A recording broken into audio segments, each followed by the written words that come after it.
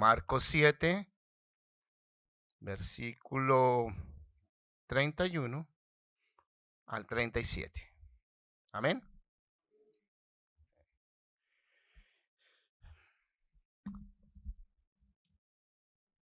Volviendo Jesús a salir de la región de Tiro, pasó por Sidón y llegó al mar de Galilea, atravesando la región de Decápolis. Y le trajeron a uno que era sordo y tartamudo, y le rogaron que pusiera la mano sobre él. Entonces Jesús, tomándolo aparte de la multitud, a solas, le metió los dedos en los oídos, y escupiendo, le tocó la lengua con la saliva. Y levantando los ojos al cielo, suspiró profundamente, y le dijo: Efata, esto es, ábrete. Al instante se abrieron sus oídos, y desapareció el impedimento de su lengua, y hablaba con claridad. Jesús les ordenó que a nadie se lo dijeran, pero mientras más se lo ordenaba, tanto más ellos lo proclamaban. Y estaban asombrados en gran manera, y decían: todo lo ha hecho bien, aun a los sordos hace oír, y a los mudos hablar. Acompáñenme a orar una vez más, familia. Señor, nuestra esperanza está en Jesús. Y nuestra esperanza está en Jesús porque solo Jesús es completamente, únicamente bueno. Por lo tanto, como estos dijeron, queremos comenzar diciéndolo para al final decir: todo lo que Jesús hace, lo hace bien. Qué gran bendición que nuestra esperanza de vida para cada día se encuentra en el Dios que gobierna todo para nuestro bien, porque solo Él es bueno. Para que tu bondad nos visite y nos acompañe para que veamos hoy más claro lo que es una verdad, y es que tú eres bueno, bondadoso. Así que ayúdanos, Dios, a abrazar esta verdad, a creerla y a vivirla en todo tiempo. Te damos gracias en el nombre de Cristo Jesús. Oramos. Amén. Pueden tomar asiento, familia. Ya por la gracia de Dios terminamos hoy el capítulo 7 de Marcos. Vamos avanzando poco a poco. No miren cuántos capítulos faltan, solo vean cuánto hemos avanzado. Así que vamos animados poco a poco caminando en este evangelio de Marcos sobre el Señor Jesucristo. Un pastor, ya hace mucho tiempo, el pastor A.W. Pink o A.W. Pink, escribió lo siguiente que me llamó mucho la atención y lo quería compartir contigo en esta mañana. Él dice: la bondad de Dios es la esencia de la confianza del creyente. La bondad de Dios es la esencia de la confianza del creyente. Esta excelencia de Dios es la que más apela a nuestros corazones. Su bondad permanece para siempre y por ello nunca deberíamos desanimarnos. Y te dices: espérate un momentico, todo está bien, pero nunca desanimarme. ¿Y qué si hoy yo estoy desanimado? ¿Qué si hoy yo estoy desanimado? Bueno, en el desánimo su bondad permanece. Para que en el desánimo tú no medites en tu desánimo, tú medites en el bondadoso y buen Dios, para que en tu desánimo tú te recuerdes con confianza plena que su bondad permanece para siempre. Su bondad es para contigo. Nunca Dios quiere hacerte mal. Nunca Dios va a cambiar y dejar de amarte. Nunca Dios te va a rechazar. Nunca Dios va a decir: me cansé de ti. Nunca Dios va a decir: donde quiera que estés, pues ahí te quedas. Ese no es nuestro Dios. Si hemos creído en Cristo y nos hemos arrepentido de nuestros pecados, nuestro Dios es bondadoso y podemos decir confiadamente: Jesús todo lo hace bien. Y obviamente en nuestros días, en nuestra vida, cada vez más tenemos que conocer y profundizar en esa verdad. Jesús todo lo hace bien, a pesar de lo que todavía no está tan bien. La verdad es que detrás de lo que todo no está bien se esconde la verdad gloriosa de que todo Él lo está haciendo bien. Y esa es la caminata nuestra hacia ese lugar, donde aquel lugar nos volverá a recordar que todo es bueno, cuando ya no haya más pecado en mi corazón, cuando ya no estemos en un mundo caído. Allá vamos, y hoy Dios nos va a mostrar cómo esta bondad de Jesús, tan personal, tan específica, tan directa, tan intencional, tan compasiva, tan determinante con un pobre individuo que, estando a un lado, el bondadoso Jesús se acercó a él. Y Marcos va a cerrar el capítulo 7 recordándonos todo lo que hemos visto, esperando que digamos lo mismo de esta gente. Jesús todo lo hace bien. Entonces ese es el clímax, el punto final. Vamos a llegar allá. Entonces hemos dividido los versículos en tres partes. Vamos a ver este sordo mudo, un sordo mudo. Después vamos a ver entonces un acto soberano. Para después vamos a ver una confesión sabia, una afirmación sabia. Si tú has seguido la línea de pensamiento de la historia, si tú has visto al sordo mudo, has visto el acto soberano de Jesucristo, la conclusión, si tienes ojos y si escuchas hoy, no solamente físicamente, pero espiritualmente, la conclusión tiene que ser, todo lo hace bien. Si al final de esto tú concluyes, bueno, no sé si todo es bien, pregúntate si de pronto tú no tienes oídos para escuchar y ojos para ver. Y clama al Señor que te dé los oídos y la boca para confesar lo que el corazón quiere abrazar, y es salvación en Cristo. Así que comencemos con primero, y es un sordo mudo. Algo que me llamó mucho la atención y ya me ha llamado la atención a lo largo de Marcos es ver cómo Cristo se moviliza. O sea, nuevamente el versículo comienza volviendo Jesús a salir de la región. ¿Cuándo es que tú has visto a Cristo detenido? O sea, si tú estás leyendo bien, eso me ha causado a mí mucha curiosidad ahora más que nunca, ver cómo Cristo es tan intencional de moverse.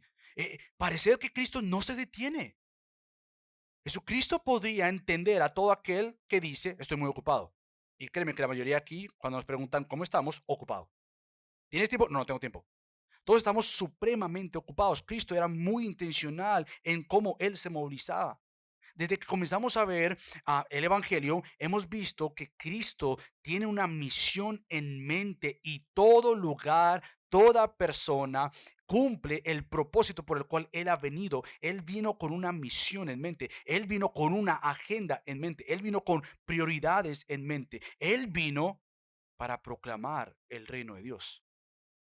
Todo lo que Cristo hace, por eso es que Marcos comienza, que después del bautismo, después de la tentación de Satanás, Cristo se moviliza, después de que Juan el Bautista fue encarcelado, Cristo se moviliza diciendo lo siguiente, y esto lo vimos en las primeras prédicas, en Marcos 1:14, dice que Jesús vino a Galilea predicando el Evangelio de Dios. El tiempo se ha cumplido, decía, y el reino de Dios se ha acercado. Arrepiéntanse y crean en el Evangelio. Unos versículos más adelante, Cristo le dice esto a sus discípulos, después de que los discípulos estaban diciendo a Cristo, hey, Cristo, ¿qué tú haces aquí orando? Estás perdiendo el tiempo, porque el asunto no es de rodillas, el asunto es de la gente que te espera allá. Es decir, hay cosas buenas que hacer. Esto de orar es importante, pero hay algo más importante que hacer. Cristo le responde a los discípulos entonces en capítulo 1, versículo 38, vamos a otro lugar, a los pueblos vecinos, para que yo predique también allí, porque para eso he venido. Cristo le dice a los discípulos, aunque haya una multitud allá afuera, mi prioridad no es allá, es allá.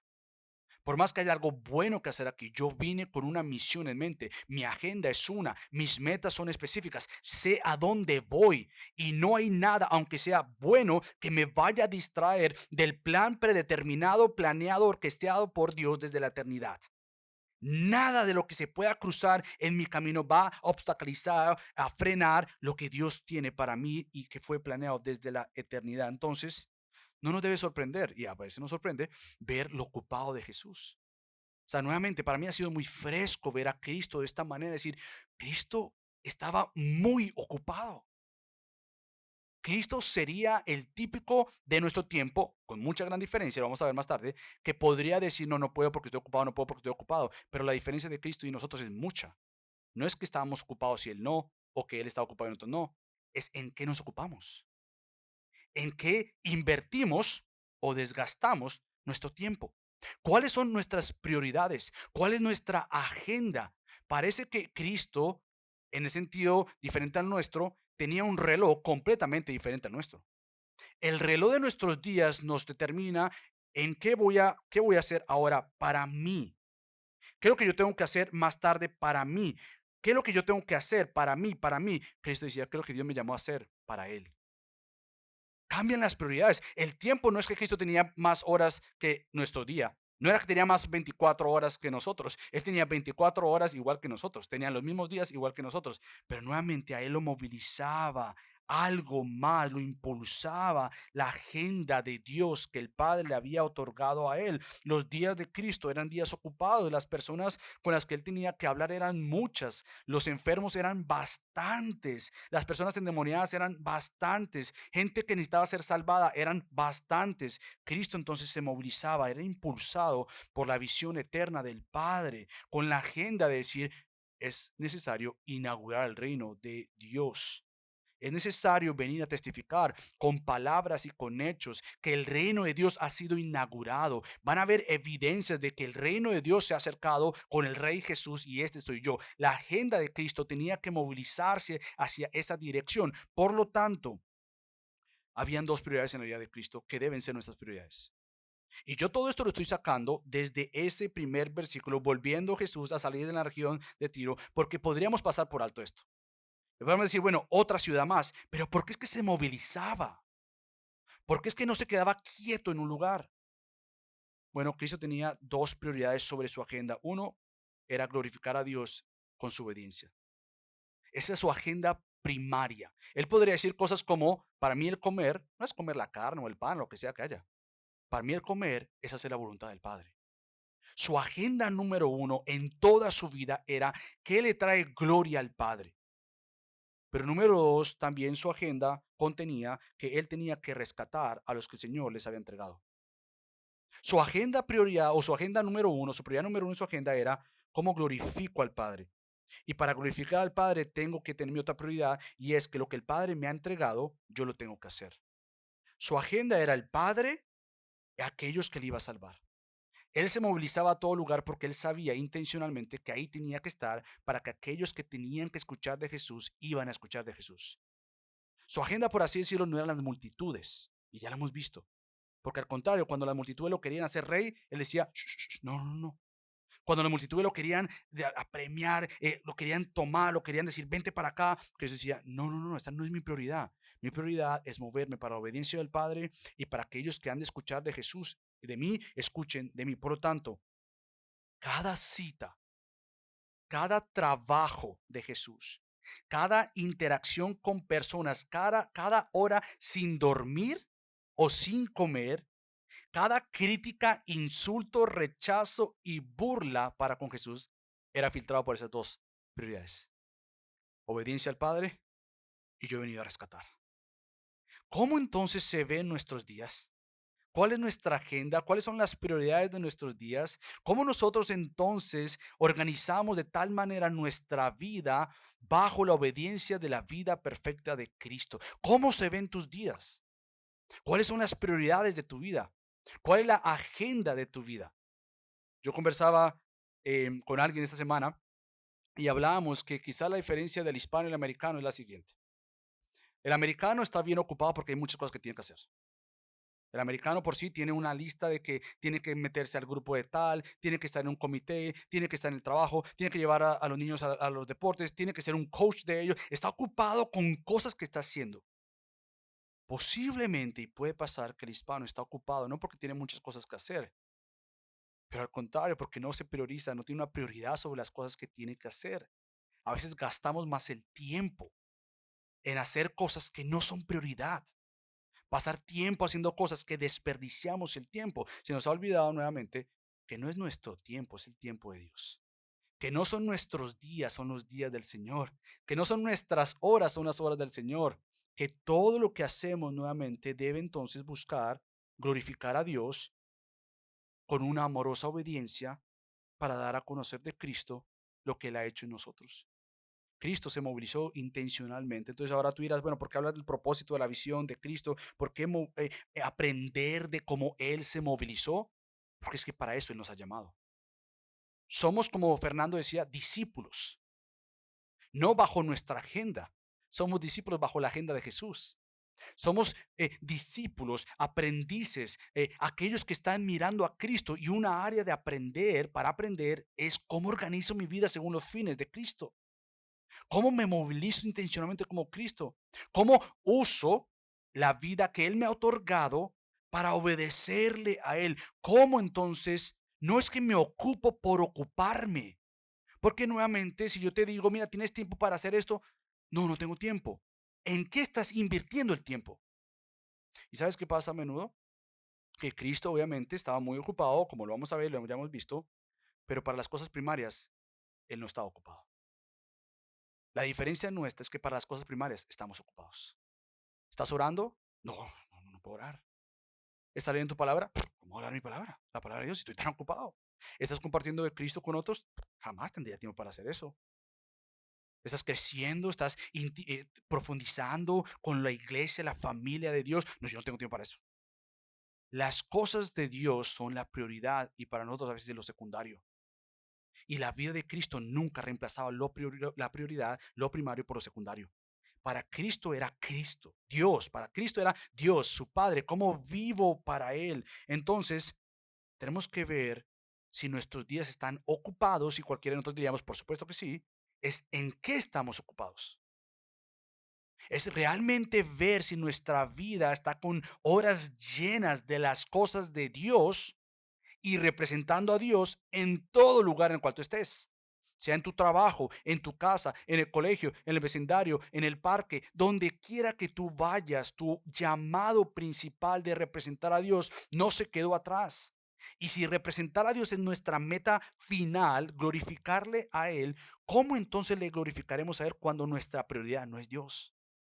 Nos perderemos de oportunidades como ya nos hemos perdido de ver a Dios obrar porque estoy tan lleno del mi reloj que no estoy pensando en los planes de Dios sino en lo que Dios quiere hacer en mí y por medio de mí. Y esto no es porque yo soy pastor, esto es porque tú eres un creyente como yo. Esto no es porque tú eres un discípulo y yo soy un pastor, es porque tú y yo somos discípulos. Y esto nos corresponde como Cristo obedientemente se movilizaba. Aún sus minutos de descansar era para exaltar al Padre. Sus minutos intencionalmente con las personas era para otra vez amar a las personas y mostrar al Padre. Entonces Jesús vivió con orden. Jesucristo vivió con prioridad e intencionalidad. Y nosotros por gracia podemos hacer lo mismo. Hace poco leí un libro, The Call, el llamamiento, creo que está en español, que la traducción es muy mala, pero en inglés se llama The Call. Y Os Guinness decía que no hay tal cosa como la crisis de media edad.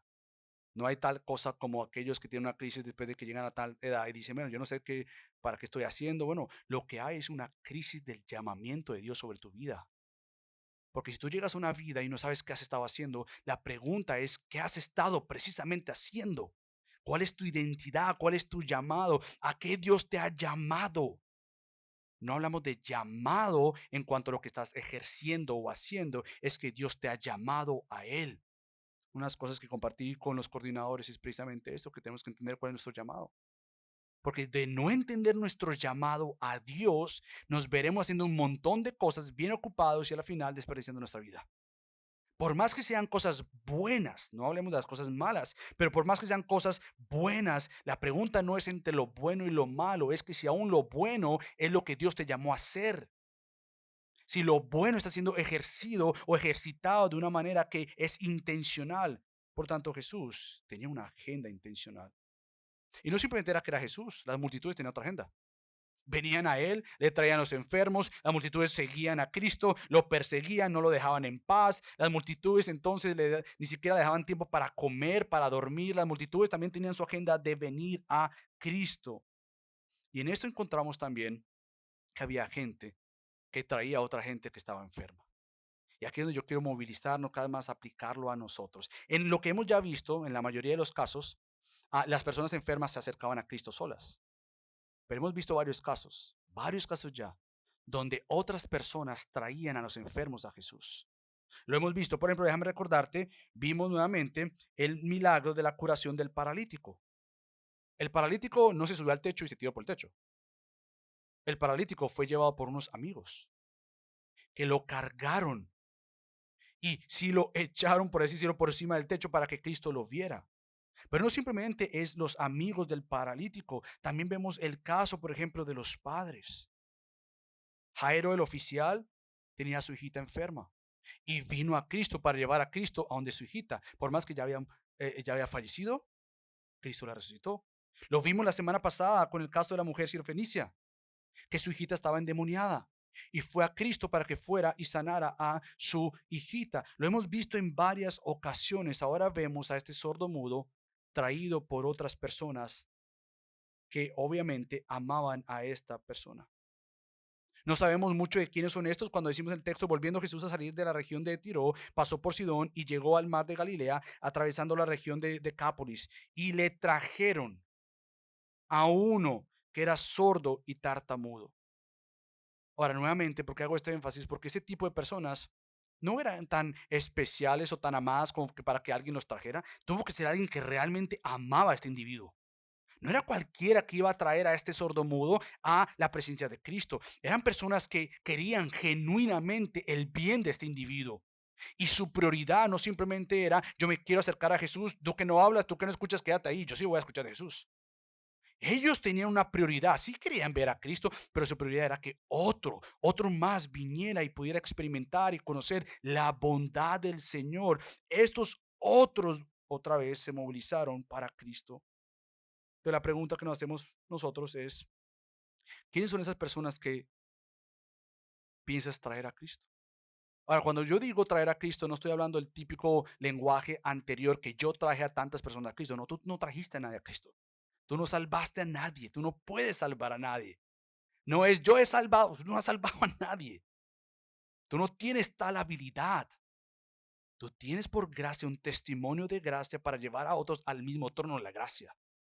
Por lo tanto, ¿qué personas a nuestro alrededor como este, que quizás no es un sordomudo, pero al igual que tú tiene otros problemas, pero por gracia tú has encontrado al Señor de gracia, al cual en su agenda estaba que tú le conocieras, que Él te rescatara en esa situación en la cual tú te encontrabas? ¿Quién son esas personas a nuestro alrededor que vamos a decir, mira, tú necesitas no de mí, no del pastor, no de la iglesia, por más que eso es parte de, tú necesitas primordialmente al único verdadero que va a ayudarte, que va a darte oídos para escuchar, ojos para ver, y no estoy hablando en que tú estás sordo físicamente o ciego físicamente, tú estás sordo espiritualmente y ciego espiritualmente. Entonces, ¿cómo los traerás? Ahora, no es que traerles a Jesús va a garantizar que Dios resuelva sus problemas, porque entonces caeríamos en el mismo problema que la iglesia ha encontrado, especialmente con el Evangelio de la Prosperidad. Ven a Cristo que Él te va a resolver todos los problemas. Ven a Cristo para que pare de sufrir. Nosotros no venimos a proclamar de Cristo, porque al tú venir a Cristo, tus problemas se van a ir. Y estando ya en Cristo, tú dices, pero mis problemas todavía están. ¿Cuál fue el negocio? ¿Para qué vine a Cristo? Si veo mi matrimonio y está en la misma situación, veo a mis hijos y están en la misma situación, veo mi vida y está en la misma situación. Nosotros no proclamamos de Cristo porque Cristo les va a resolver sus problemas. Nosotros proclamamos de Cristo porque Cristo es el único capaz de resolver a ese individuo su problema mayor y serio y eterno, su enemistad con Dios. Ahora bien, este mismo Cristo le va a ayudar porque aquella nueva criatura va a aprender a crecer y ver cómo mi vida luce como Cristo. La iglesia y tú empiezas a caminar con este individuo. Por lo tanto, mientras que Fernando está explicando nuestra visión estos próximos domingos, pon atención a lo que queremos ser como iglesia, a lo que queremos pedirle a Dios que Él nos ayude nuevamente, porque lo que queremos decirle a las personas es, deja de vivir para tu pequeño reino y pecaminoso reino. Deja de vivir para ese reino que tú piensas vivir. Sométete al reino de Cristo. Sométete a Él para que tu vida entonces comience a lucir diferente, porque no es lucir bajo los estándares que tú tienes o los estándares del mundo, es vivir bajo los estándares de Cristo. Sométete a Cristo, no para que entonces tú empieces a ver cómo le haces, es para que tú recuerdes que no hay nada que tú puedes hacer para cambiarte y comienza entonces a depender y confiar de Cristo. Por lo tanto, le trajeron a este individuo, le rogaron para que pusiera la mano sobre él. ¿Quiénes tenemos en nuestro vecindario, en nuestra comunidad, en nuestra familia, en nuestras amistades que no conocen a Cristo? ¿A quienes por gracia tú vas a ser usado para que vengan y conozcan esta mano tierna, esta mano bondadosa, esta mano llena de gracia, que de no conocerla ahorita encontrarán otra mano en la eternidad? Y no es una mano de gracia en la eternidad. Es una mano de santa ira en la eternidad, donde no le va a pesar Dios hacer así por el resto de la eternidad. Por tanto, aquí nosotros vamos a ayudar para que conozcan de Cristo, porque si todavía hay vida, hay esperanza. Si todavía la gente está respirando, hay esperanza. Por tanto, nosotros queremos, al igual que aquellos, ver a este sordomudo venir a Cristo, conocer a Cristo, porque tenemos otros a nuestro alrededor que necesitan conocer, creer el Evangelio de Jesús. Ahora bien, esto está viendo al sordomudo. Ahora vamos a ver el acto soberano de Jesús. Y aquí donde yo quiero que tú veas claramente la ternura, la bondad, que lo que van a decir más adelante, tú lo puedas ver aquí, porque lo que Cristo hace con este hombre es algo glorioso y es algo maravilloso. Jesucristo toma a este hombre de toda la multitud. Fíjate lo que dice el versículo. Entonces Jesús, tomándolo aparte de la multitud, a solas. Cristo lo que hace por este hombre es algo maravilloso. Cristo lo que hace por este hombre en su bondad para con él es tomarlo de toda la multitud, lo aparta, hace este acto soberano sobre él. Ahora, así como las demás personas que ya hemos visto, con personas y circunstancias complejas, difíciles, tristes, sin esperanza, como ya lo hemos visto, con problemas y situaciones donde habían buscado cualquier otra ayuda y nada había pasado. Nos hemos encontrado con varias personas que habían desgastado o gastado todo lo que tenían y sin ayuda alguna, personas que ya eran consideradas rechazadas, apartadas, personas que, otra vez, no tienen esperanza. Esas son las historias que hemos visto. Ahora bien, esas son nuestras historias. El problema de la humanidad y de nosotros es que nosotros creemos que todavía podemos hacer algo. Pero hasta que no nos veamos como lo que somos delante de Dios, sin esperanza alguna, solo por Dios hay esperanza. Hasta que no empecemos a identificarnos con aquellos que nuevamente nos cuesta porque tú no te ves enfermo quizás, tú no te ves con estas situaciones similares, pero tenemos que llegar a nuestro punto de entender que en cada circunstancia que hemos visto compleja, triste, sin esperanza, circunstancias en ocasiones aún de muerte, Cristo no se detuvo por nada de esto. Cristo no lo detuvo la circunstancia del individuo. Nuevamente, la agenda de Cristo no era movilizada por las circunstancias. La agenda de Cristo no era movilizada por los imposibles. La agenda de Cristo no era movilizada por esta gente sucia, ahí yo no voy, yo trabajo con la gente limpia. La agenda de Jesús nuevamente era para ir a personas enfermas, injustas, pecadoras, porque Él ya nos había dicho, y lo vimos nosotros en el capítulo 2, versículo 17, yo no he venido por los supuestos sanos. Yo he venido por los enfermos. Y más allá que tú pienses, bueno, yo en este momento tengo salud, por lo tanto no es para mí. Nuevamente, el enfermo no lo es meramente físicamente. El enfermo lo es de corazón, como lo vimos hace unos domingos atrás. La enfermedad primaria de nuestra vida no es física, es interna. Por lo tanto, Cristo en esto hace algo glorioso con este hombre sordomudo. Y Cristo lo que hace es cumplir lo que el profeta Isaías ya había dicho.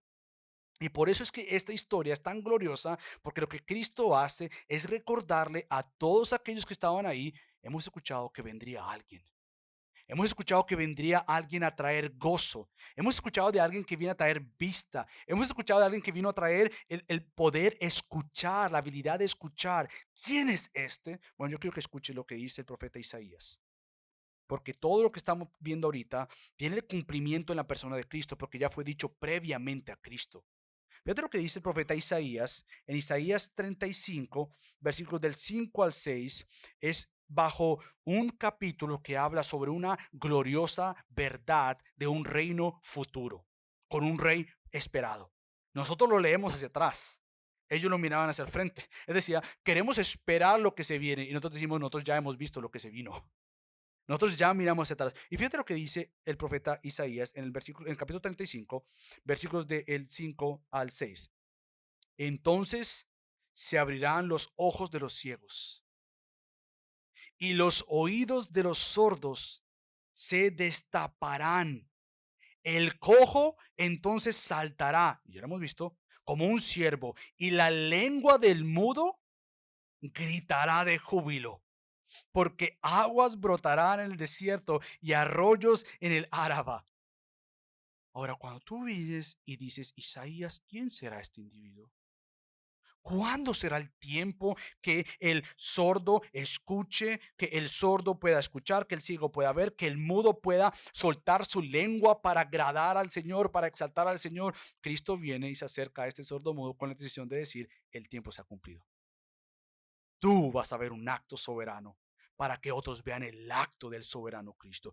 Tú vas a experimentar y ver lo que yo soy capaz de hacer, no meramente físicamente, pero internamente. Que aquellos que no me alaban desde adentro puedan decir, yo no tenía vida, ahora tengo vida. Que aquellos que estaban ciegos por su pecado y no podían ver la belleza de Cristo, veían la porquería del pecado y decían eso belleza, ahora digan, esto es malo, esto es bueno.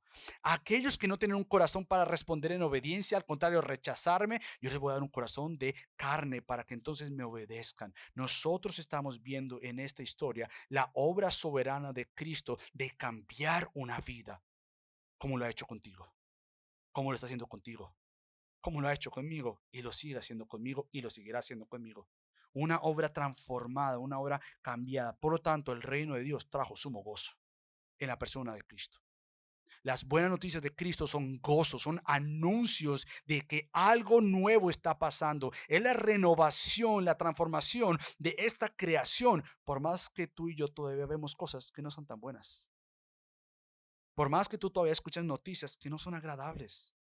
Por más que tú todavía haces cosas que tú dices, ¿qué hice? Por más que te hacen cosas a ti que dices, ¿qué hicieron? Por más de todavía un mundo con grietas severas, tú y yo tenemos una verdad mayor sobre esto. Y es que Cristo está haciendo todo nuevo. Y un día tú por gracia, si has creído en Cristo, te arrepientes de tus pecados, tú verás la renovación y transformación de todo esto, incluyendo tu propio corazón. Donde en aquella realidad, en aquello futuro, en aquella verdad que profesamos, no habrá lágrimas, ya no habrá dolor, ya no habrá enfermedades, ya no va a haber nada más que manche lo que Dios ya ha hecho en Cristo, una obra terminada con nuevos cielos y nueva tierra. Por lo tanto, por la gracia de Dios podemos probar lo que se espera ya. No perfectamente, pero sí podemos probar. Podemos ver vidas transformadas en ti y por medio de ti. Podemos probar que nuestro Señor gobierna y ha hecho todo para Él. Por lo tanto, yo quiero que tú pienses en ese sordo mudo y lo que significó para este hombre y lo que significó que Cristo se haya acercado a este hombre. Una de las cosas que estaba leyendo es este hombre estaba en una condición bien difícil. No era nada fácil.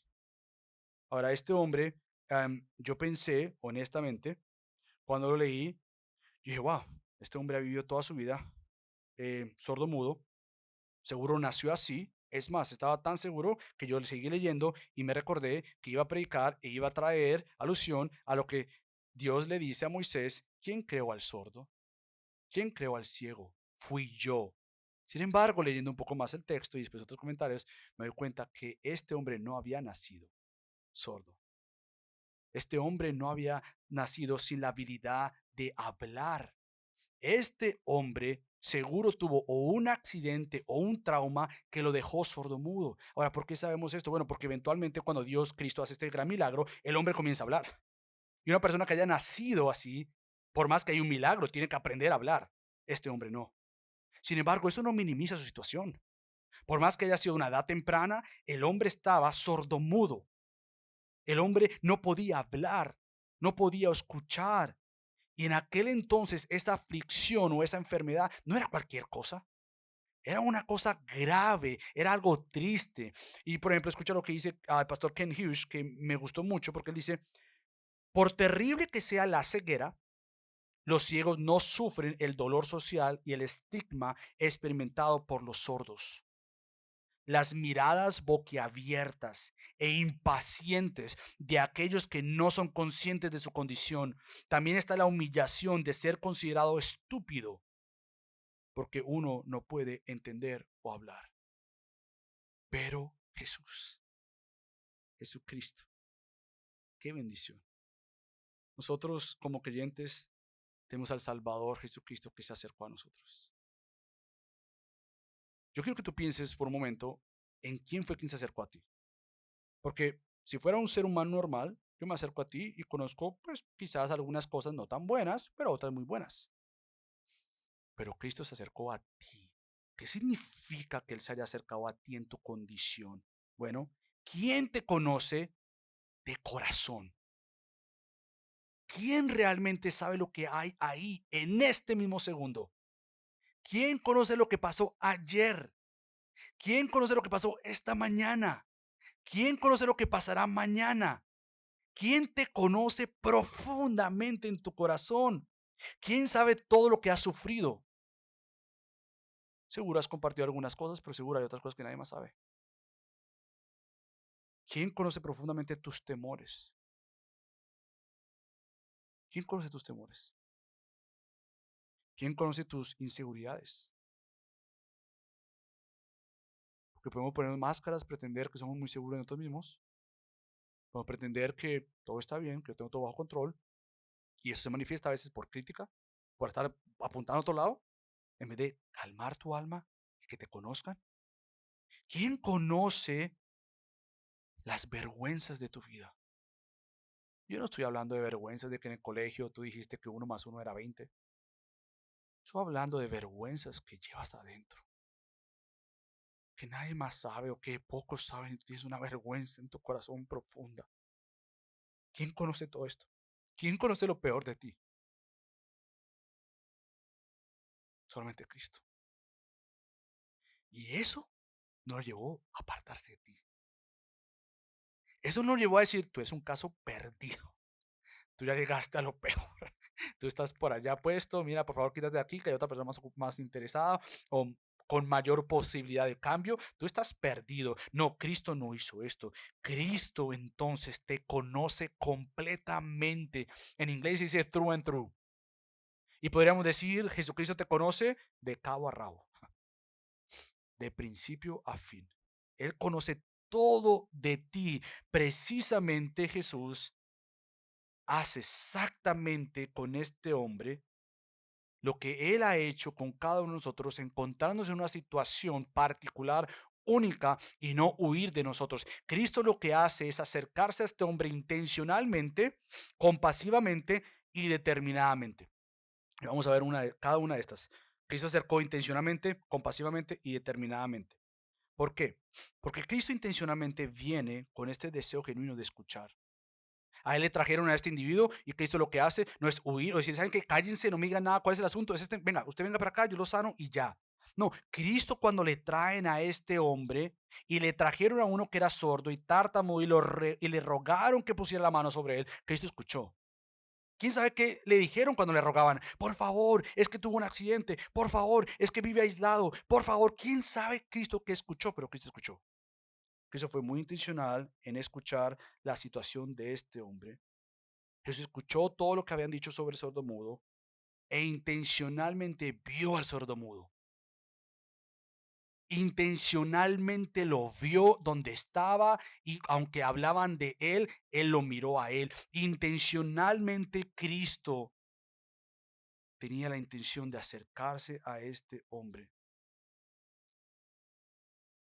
Cristo pudo haber dicho, ¿saben qué? Sano estás. Pudo haber esperado, como lo vimos ya anteriormente, que él hubiera tocado el borde de su manto y, oh, mira, no, sano está. Cristo no hizo esto con ese individuo. Cristo nuevamente se movió más allá, le movió su intencionalidad por escuchar y entender la situación de este hombre. Pero también Cristo es compasivo, es intencional y es compasivo.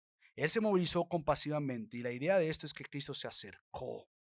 Él entendió y expresó el cuidado para con este individuo. Es interesante que Cristo lo aparte de las multitudes. Cristo pudo haber hecho esto en delante de todo el mundo, pero el texto es tan claro que dice que lo apartó de la multitud a solas. Lo apartó de todo lo que él estaba viendo, porque podía ver, pero no podía escuchar, no podía hablar. Él veía y Cristo parece que lo toma a un lado para que su enfoque sea Cristo, no los demás, y lo mira de cara a cara, de ojo a ojo, y aparentemente lo está mirando a él, lo aparta a solas.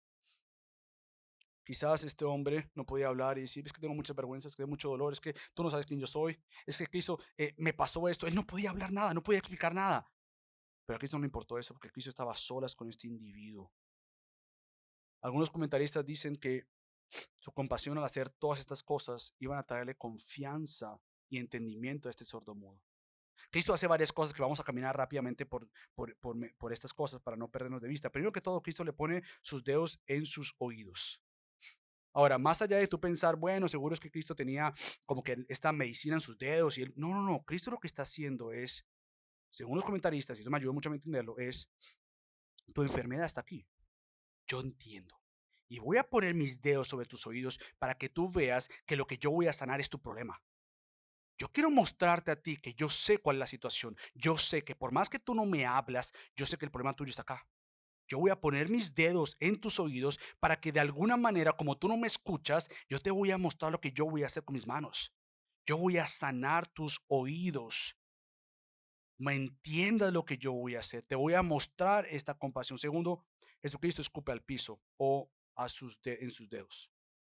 Y lo que Cristo hace es, después de escupir, le toca la lengua al sordomudo con la saliva, donde él normalmente, o algunos comentaristas explican que la saliva en aquel entonces era como algo medicinal, algo como que de alguna manera había algo ahí. Cristo lo que hace y lo que el texto nos dice es que escupiendo le tocó la lengua. Ahora, yo no sé si te das cuenta, pero en la versión nuestra está con la saliva como en letras cursivas. Es porque eso es una interpretación. El texto simplemente dice le tocó la lengua. No se la tocó con su saliva, no, simplemente le puso, su problema es los oídos, pero también era mudo. Cristo lo que hace o es escupir al suelo o tocarse sus dedos con la saliva y simplemente le toca su lengua. Así como voy a sanar tus oídos, voy a sanar tu hablar también. Después de esto, Cristo también hace algo maravilloso. Es que Jesucristo levanta su rostro al cielo. Cristo, después de hacer todo esto, levantando los ojos al cielo, suspiró. Algunos comentaristas vuelven y explican que este suspiro, esta palabra, tiene por lo general en contextos donde él le dice a los endemoniados, sal de ahí. Ahora, no queremos decir con esto que el hombre estaba endemoniado. No sabemos qué es lo que tenía. Posiblemente otra vez fue sordomudo por un accidente. No se sabe por qué. Pero lo que sí se sabe es la carga de Cristo que suspiró profundamente y le dijo, Efata. Esto es, ábrete. Cristo lo que quería hacer con este hombre es, yo voy a levantar mi mirada al cielo para que tú veas que la ayuda viene del Padre. La ayuda es de arriba. Dios es quien va a hacer algo glorioso en esta mañana, tarde o noche, no sabemos, pero Cristo le informó a este individuo, Dios va a hacer algo glorioso. Dios te iba a sanar y por eso ora por él. Ahora, no simplemente es que Jesús se mueve intencionalmente, compasivamente, pero Jesús se mueve determinadamente. Y esto es muy importante para nosotros y yo creo que ya lo mencioné en la prédica cuando mencioné intencionalmente más de 500 veces. Ah, Determinadamente tiene que ver con lo que Jesús logró, su confianza y eficacia de hacer todo lo que él se propone hacer. Y esto es de esperanza para este hombre como para ti. Cristo nuevamente podría tener buenas intenciones, ser compasivo, ser la mejor persona. Pero nuevamente, tú puedes ser muy intencional, muy compasivo, pero si tú no puedes hacer nada por el individuo, se quedaron en buenas intenciones. Gracias, gracias. Nosotros somos ese tipo de personas, limitados. Hay una persona en problemas, mira, podemos ayudarte, orar, pero solamente Dios es quien hace un cambio. Cristo entonces tiene buenas intenciones, es compasivo, pero es determinante. Lo que Él se propone, Él lo va a hacer. En ese momento Cristo le dice, ábrete. Y nuevamente la palabra ábrete tiene más que abrirse los oídos y soltar la boca. Es ábrete completamente y mira lo que voy a hacer. Porque Cristo nuevamente no estaba buscando salud física, estaba buscando nuevamente salud espiritual. Ábrete y comienza a proclamar lo que has visto, la gloria de Dios. Ábrete completamente a la idea de que yo soy el Salvador. Yo soy aquel que Isaías había dicho. Yo estoy contigo ahora mismo. Mira, mira y proclama, proclama lo que yo estoy haciendo en este mismo momento. Por lo tanto, Jesucristo es intencional, compasivo y determinado. Ahora, ¿cómo se aplica esto a nuestra vida? Bueno, uno, Cristo sigue siendo el mismo Dios para contigo. Él es intencional, Él es compasivo y determinante contigo. Él va a hacer lo que Él ha dicho que va a hacer de ti. Pero también nosotros tenemos que aprender a movilizarnos como Cristo. Tenemos que ser intencionales, tenemos que ser compasivos y determinantes. No porque el poder está en nosotros, pero porque conocemos al único que puede hacer tal cosa. Es Cristo. Por lo tanto, para crecer en compasión, en intencionalidad y en determinación para movilizar a Cristo, tenemos que hacernos un par de preguntas que Ken Hughes me ayudó mucho. Escucha esta primero. ¿Somos personas compasivas? Pregúntate, ¿honestamente tú y yo somos compasivos? ¿Alguna vez has llorado por las personas discapacitadas? ¿Alguna vez tú realmente, por más que pronto tú no tienes familiares con discapacidades, pero realmente tú has visto una persona discapacitada y en vez de decir, ay, pobrecito, qué difícil, tú te has tratado de poner compasivamente en la vida de esta persona? Yo siempre digo a la iglesia o le digo a usted, familia, que Dios nos traiga más personas discapacitadas en ese lugar. Niños con más Down syndrome, niños autistas. Porque el problema es que para la iglesia se ha convertido en un problema que vengan por los ruidos, por lo que la gente que pensará, que hará. Pero que si Dios nos concede la bondad de mostrar lo que Cristo muestra a estas personas y lo que ellos nos muestran a nosotros. Que si gracia sobre gracia comienza a abrir sus puertas, no para los que están bien, pero porque hay un montón de gente que no conoce a Cristo.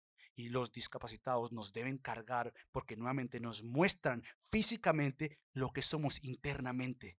No simplemente hemos llorado, nos hemos afligido alguna vez por una vida distorsionada por el pecado. Cuando hemos visto a personas o nosotros mismos no andar conforme al Señor, sino pecar, ¿realmente nos mueve esto? ¿Hemos hecho algo al respecto? Las noticias de las 6 a veces nos hacen llorar. O simplemente preocupar, ay, ojalá, menos mal yo no vivo allá en ese país.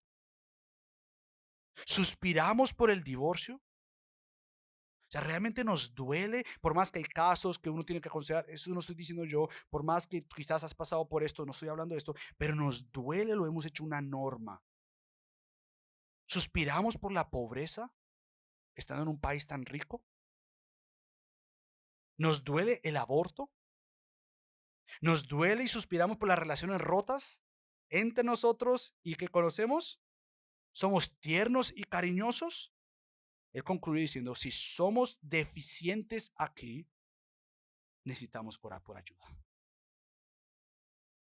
Y una iglesia de Cristo es aquella iglesia que va a poder cantar lo que esta gente cantó, porque su esperanza no está en cuán buenos somos, cuán bueno es Él.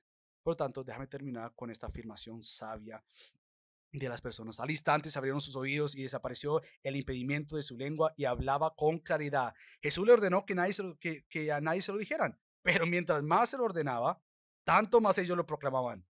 Y estaban asombrados en gran manera y decían, todo lo ha hecho bien. Aún los sordos hace oír y a los mudos hablar. Esta afirmación de esta gente tiene un eco de la afirmación de la creación. Cuando en Génesis 1 tú te das cuenta que hay 7 veces donde esta frase aparece. Dios vio que era bueno. Y la última de estas frases termina diciendo, Dios vio que todo lo que había hecho y era bueno en gran manera. La afirmación sabia de estas personas es determinar y reconocer que Cristo es Dios, que Cristo hace todo bueno porque Él es bueno, que Cristo es el perfecto, el único merecedor que se le diga tal cosa. Tú eres el único bueno, merecedor de toda gloria. Por lo tanto, nosotros que por gracia hemos sido perdonados, rescatados, justificados y que estamos siendo santificados, podemos decir con plena confianza que todo Cristo lo hace bien. Y ahora tú dirás, bueno, pero hay áreas de mi vida donde no está tan bien. Hay áreas de mi vida por mi propio pecado, o hay áreas de mi vida por el pecado de alguien más, o hay áreas en nuestras vidas que está no tan bien. ¿Qué hacemos con esto? Bueno, el creyente se recuerda uno de los versículos más conocidos del Nuevo Testamento. ¿Y cuál es este? Romanos 8:28. Y sabemos que para los que aman a Dios, y a mí siempre me gusta agregar, porque son amados por Dios. No pienses que tú lo amas porque tú lo amas porque Él te ama a ti. Todas las cosas cooperan para bien. Hay cosas que tú no entiendes y está bien, pero tienes que entender esta verdad. Hay cosas que tú dices, yo no entiendo lo que Dios está haciendo, pero hay una verdad sobre esa verdad. Sobre mi circunstancia descansa algo más, y es que Él obra todo para bien. No sé en este momento cómo. La verdad no tengo ni papa de idea. Pero Él obra todo para bien, dice Pablo. Esto es para los que son llamados conforme a su propósito. Y tú dices, pero ¿cuál es el bien entonces de mi situación compleja? ¿Cuál es el bien que Dios está buscando en mí? Porque si Él está buscando un bien en mí, no veo ese bien en mí. No sé cómo esta situación compleja está haciendo algo bueno en mí. Realmente no lo entiendo. Bueno, ¿sabes cuál es el bien que Dios está formando en ti y en mí? Pablo responde, porque a los que de antemano conoció, también los predestinó a ser hechos conforme a la imagen de su Hijo, para que Él sea el primogénito entre muchos hermanos. El bien mayor de Dios es hacerte más como su Hijo. Y eso va a venir por diferentes circunstancias. Unas que entendemos, otras no entendemos. Unas como consecuencias de nuestro pecado, otras por consecuencias del pecado de alguien más. Pero cualquiera de las circunstancias en las cuales tú te encuentras, tú puedes cantar esta verdad sobre la tristeza y decir, Señor, tú estás haciendo que Cristo sea formado en mí. Y yo no sé cómo esto va a ser para que Cristo esté formado en mí, pero si yo tengo que crecer en paciencia, en perdón, en gracia, en dominio propio, en amor, en compasión, en ver el mal en mi corazón y el mal de las personas a mi alrededor, el mundo caído, cualquiera que sea todo esto, para yo comenzar a ver como Cristo, pensar como Cristo, obrar como Cristo, bendito sea Dios. Porque el creyente también se recuerda lo que Pablo dice en Filipenses. Estoy convencido precisamente de esto, que el que comenzó en ustedes la buena obra la perfeccionará hasta el día de Cristo Jesús. El buen Dios no ha terminado su obra contigo, pero el buen Dios está obrando en ti. Por lo tanto, creámosle a Él, vivamos para Él y que Él nos use a nosotros, porque hay mucho mal a nuestro alrededor que necesita escuchar que todo Jesús lo hace bien. Acompáñame a orar. Padre Dios, gracias por Cristo. Él lo hace todo bien y Él es nuestra esperanza. Padre, yo ruego que por todo aquel que está quizás aquí y no conoce de Cristo, que piense que el bien que tú estás haciendo hoy es darle el escuchar y el ver lo que tú has dicho y hecho en tu palabra para no desperdiciar o pensar que habrá otra oportunidad. Que hoy este individuo pueda verte a ti, reconocerte a ti, confesar sus pecados y creer a ti. Pero todos aquellos que ya hemos hecho eso, no hemos terminado. Tenemos que reconocer las áreas donde no estamos viendo que tú, Señor, estás obrando para bien. Ayúdanos, Señor, por favor, y que juntos podamos decir con esta multitud, Jesucristo, todo lo hace bien. En el nombre de Cristo Jesús oramos. Amén.